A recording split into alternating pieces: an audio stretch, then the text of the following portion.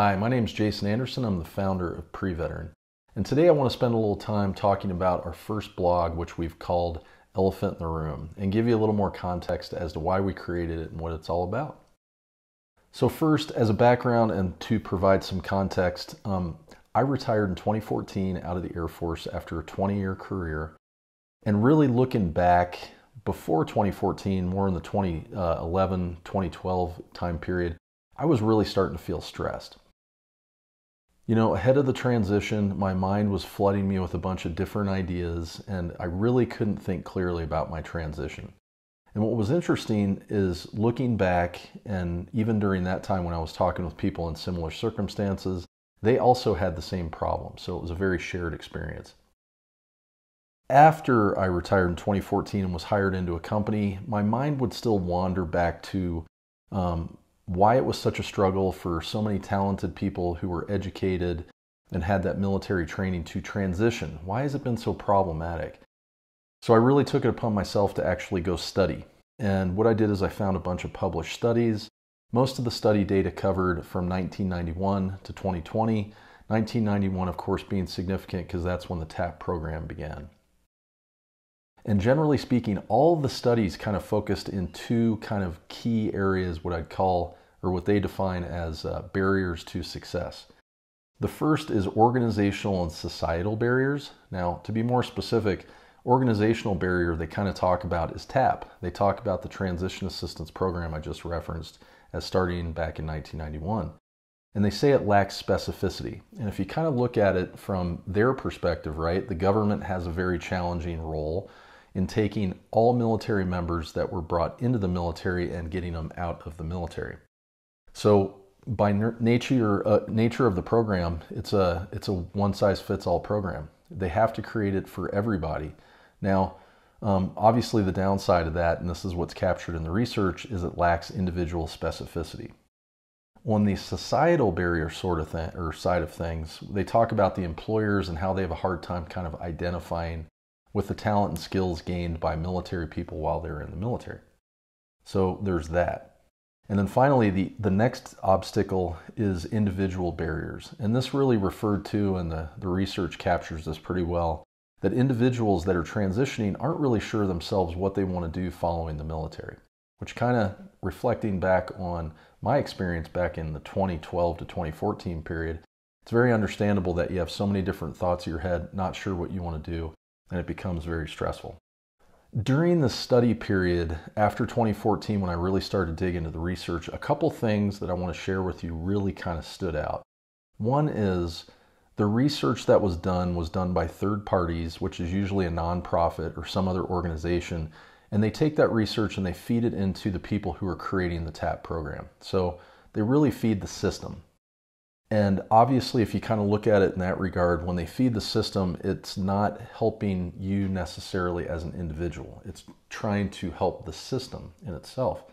So what this has kind of led to is really there's no wonder why military members, me back then, and you as you're going through now, are confused. And you're a bit on a roller coaster ride because specifically relating to the TAP program, you know, you would have to sit through the 5-day training.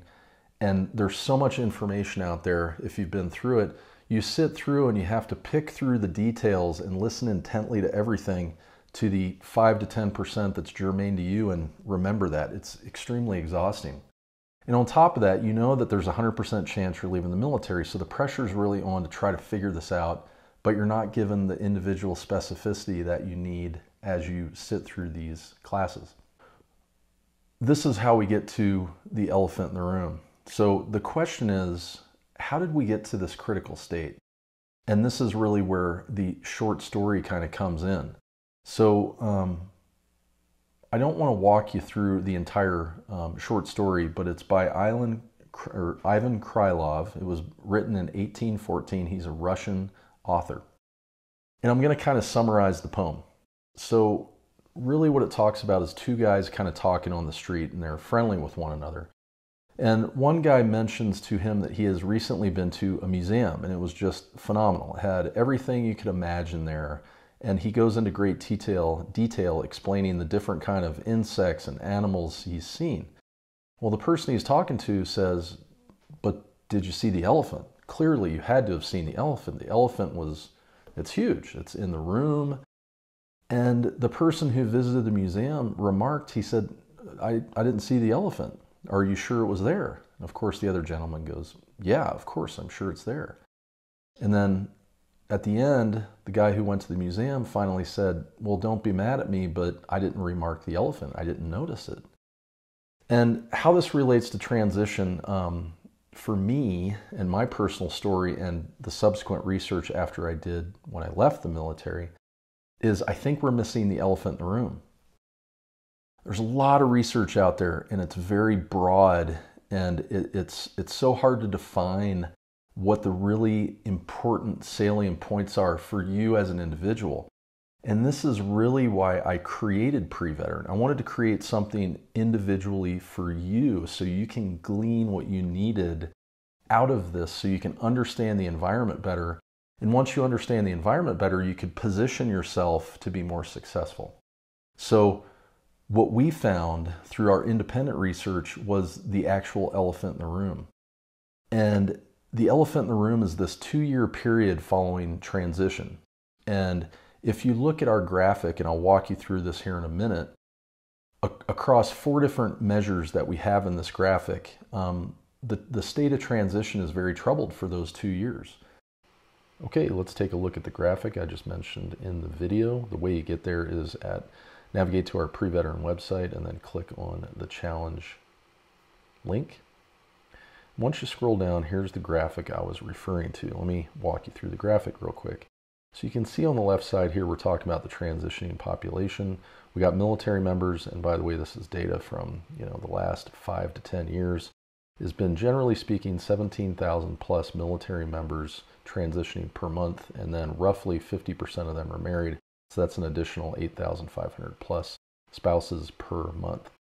We look across 4 different measures: employment, wellness, higher education, and entrepreneurship.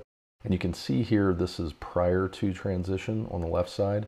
And then you can see the figurative military transition wall here, which indicates prior on the left side, prior to their separation and retirement, and on the right side, after they become veterans.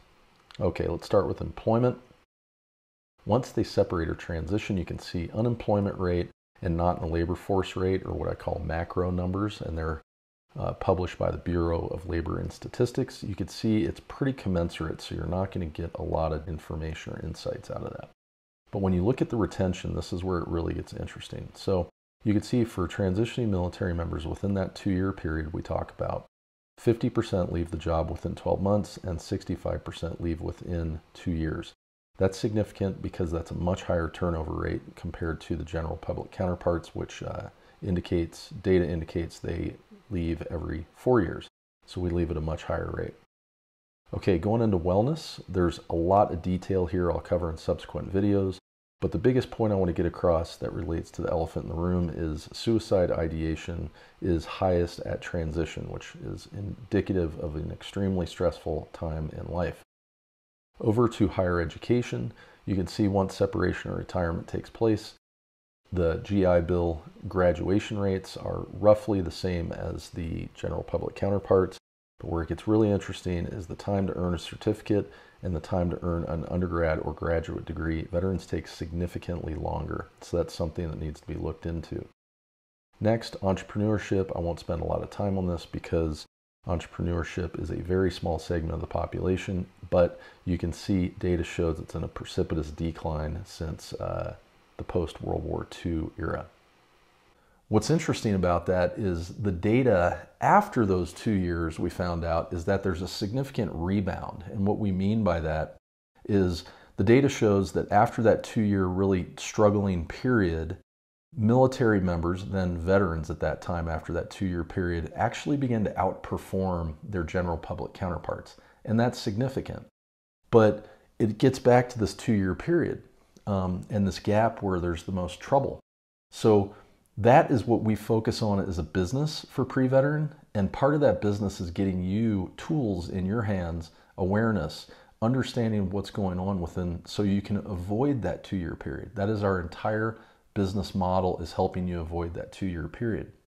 So One of the models we created, and we want to kind of bring it up to you now because this was part of the thinking, part of our discussion as we go into the elephant in the room, is we know that there's a behavior spectrum for military members. I certainly felt this, and the people I've interviewed subsequently also feel this way.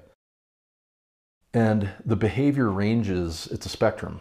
On this side, avoidance, and then on this side, we call it randomized overactivity. And if you think about your experience and you see others that are going through the same experience, let me explain kind of each one, and then you can kind of understand what I'm talking about. So on the avoidance side spectrum, behavior-wise, this is where you know that person who's going to work up till that last minute of work with the military before they transition, and then just kind of hope that things work out. Obviously, hope is not a course of action, but there's a lot of people who fit into this particular type. So on the other side of the spectrum is randomized overactivity. Maybe you've experienced this. This was the side I was definitely more on. My mind was teeming with so many different ideas that it actually depleted my resources when I wanted to follow each one. It became, a lot of energy in my mind that I wanted to go explore these different things. And then, it's a couple months later and you're like, wow, I went down a bunch of rabbit holes and didn't get anywhere closer to what I wanted to do for transition. And then, of course, there's people in the middle. So again, I really hope you enjoyed our first video of our blog and explaining the elephant in the room. You can expect other videos to explain the blogs, because I think a lot of times, you don't get the full context when you read the articles. So I'm kind of happy to go through these, give you a little more background information, get you more familiar with PreVeteran, get you more familiar with our brand and what we want to do, because we want to help you kind of avoid that 2-year gap. So please go ahead, if you wouldn't mind, and hit subscribe down here just below the video. And we look forward to talking with you again. Thank you.